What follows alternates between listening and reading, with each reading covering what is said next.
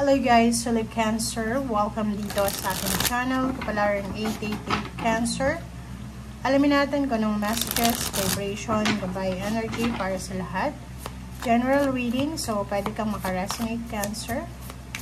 I hope na makuha mo yung lahat ng energy dito. Love and relationship for year 2025. Sisilipin lang natin. So, hindi naman to yung lahat talagang mangyayari. Pwedeng may isa lang na pwedeng mangyari. So, yun. Okay. Cancer. Reverse. Bakit reverse? Okay. The cocktail party. And, okay. Cancer. Sent home. Number 16. Reverse ito na number 10. So, producer. Number 17-8. The cocktail party and butterflies. Okay. So, Cancer. Simulan natin dito sa dalawang barang to. Nakikita ko sa'yo dito na siguro meron ditong magme-meet up. Like, for example, may kausap ka online or pwedeng may kausap ka literal, everyday kasama mo, ganyan, ganito. Pwedeng engagement siya. Engagement party or pwedeng kasal. Pwedeng hindi siya matuloy this year. Or posibleng magbago yung isip mo o yung person mo regarding sa proposal or regarding sa mga plano nyo tungkol sa kasal or pagkakaroon ng anak or pamilya. Next natin is the cocktail party and butterflies. But nakikita ko yung iba, especially yung mga single, may mga single dito na makakatagpo kayo ng taong magpapatibok ng puso nyo sa isang party, sa isang selebrasyon. So, from January until December, so kung ano man ang may okasyon dyan, pwedeng sa company party, sa community, sa barangay, sa inyong probinsya, or sa kung saan man city siya.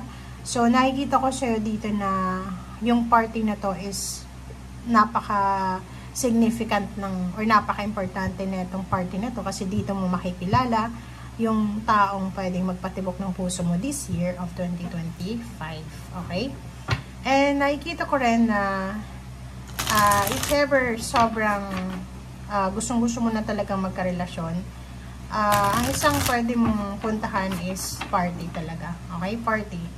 Huwag kang pupunta sa mga club or sa mga kung saan man. Sa talagang party. Party na decente talaga yun. Yun yung kailangan mong puntahan kasi doon mo makikilala yung talagang tao na pwede sa'yo or yung talagang bagay sa'yo. Okay? Okay. Judgment. 7 of Pentacles. Death. And, diba? So, kung makikita mo dito, may isang Cancer na magbaback out siya sa kanyang plano. Pwedeng planong pagpakasal, pakikipag-live-in, pagpapatayo ng bahay.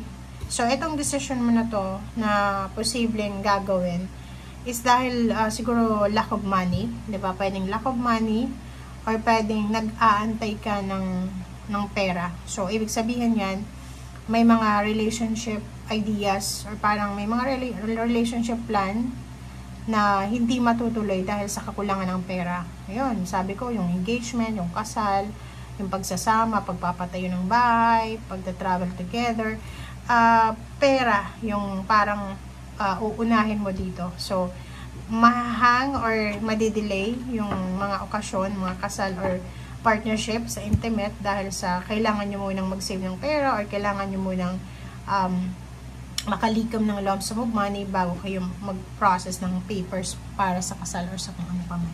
Okay?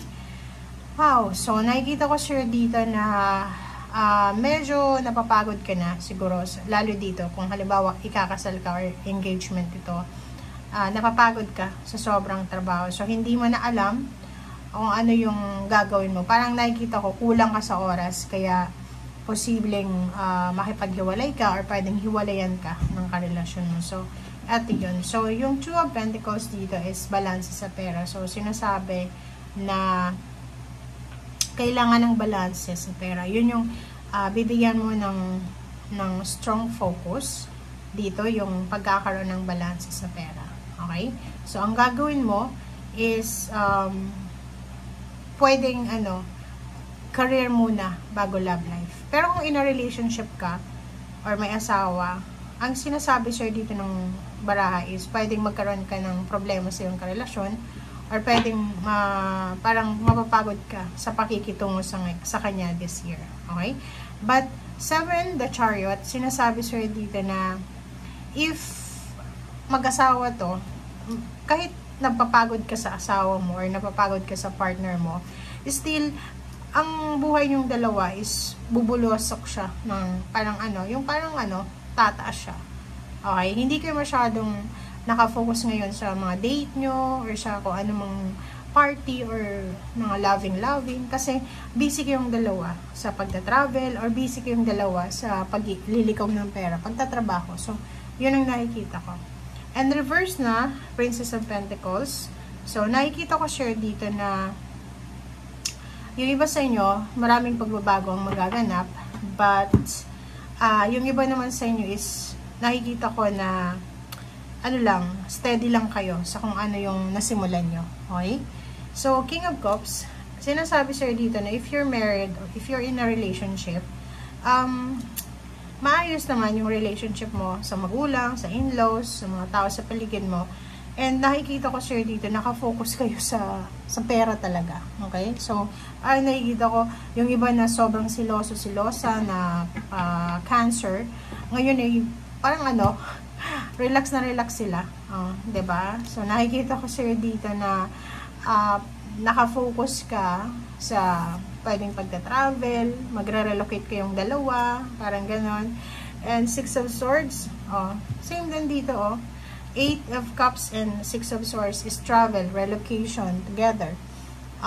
Merong magmamigrate sa ibang bansa. So, wala silang masyadong oras para sa mga flirting, or wala silang masyadong oras para sa mga away kasi busy yung dalawang nagmamahal na to sa pag-save ng pera. Okay?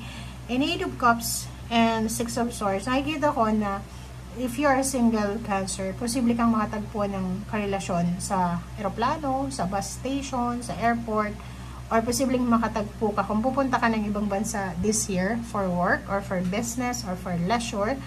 Possible na may maka-encounter kayo na doon magsisimula yung relationship. Okay? Pwedeng kunin yung number nyo, or, diba? So, World card, so yun, is a confirmation na kung single ka, posibleng makatagpo ka ng taong magmamahal sa'yo na nasa malayong lugar. Pwedeng foreigner siya, ibang lahi, or pwedeng siya, Pinoy, pero nasa ibang lugar siya, or nasa ibang bansa. Okay?